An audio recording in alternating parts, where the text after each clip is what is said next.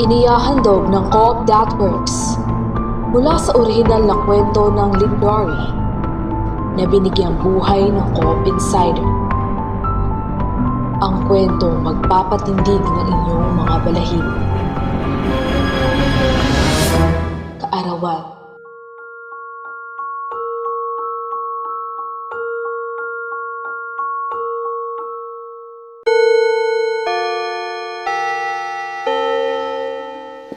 Isang linggo na lamang at kaarawan ko na. Ngunit hindi ko ito gaanong inaalala. Hindi ko hilig ang ipagdiwang ang kaarawan ko. Para kasi sa akin, tulad lamang ito ng normal na araw na lilipas din. Pero hindi para sa matalik kong kaibigan na si Jane. Papasok pa lamang ako ng silid-aralan ay sinalubong niya na agad ako ng may malaking ngiti. Rina!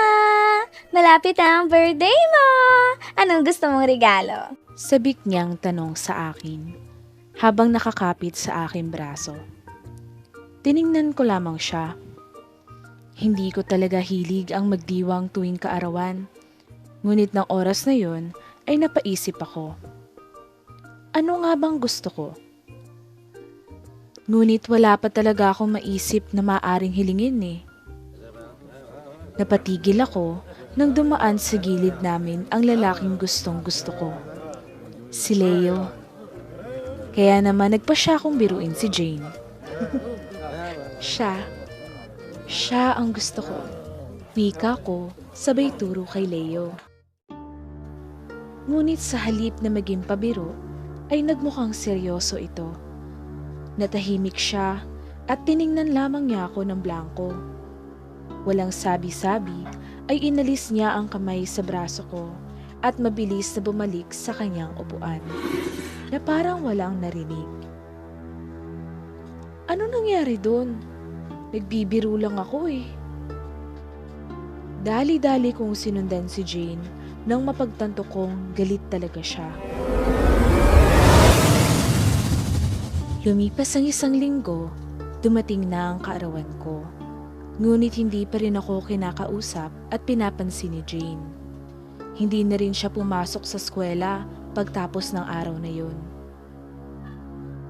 Ano bang ginawa ko? Dahil sa lalim ng iniisip ay hindi ko namalayan na mayroon na palang kumakatok sa pinto. Binuksan ko iyon upang tingnan kung sino. Laking gulat ko nang makita ko si Jane. Jane! Buti nandito ka na. Ano nangyari sa'yo? Akala ko hindi mo na ako papansinin. Kaarawan ko pa naman. Akala ko hindi mo na rin ako babatiin. Nagtatampo na ako sa'yo. Pagalit kong sabi sa kanya. Pasensya ka na. Huwag ka nang magtampo. O eto, peace offering at regalo ko sa'yo. Happy birthday, Rina. Sana magustuhan mo. Sabi ni Jane. Inabot niya sa akin ng isang kahon na mayroon pang pulang ribbon. Salamat, Jane. Bubuksan ko na ha. Dali-dali kong binuksan ang kahon. Ano kaya ito?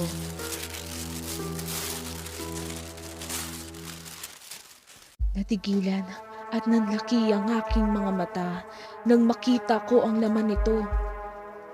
Dahan-dahan kong tiningnan ang aking kaibigan na nakangiting nakatingin din sa akin.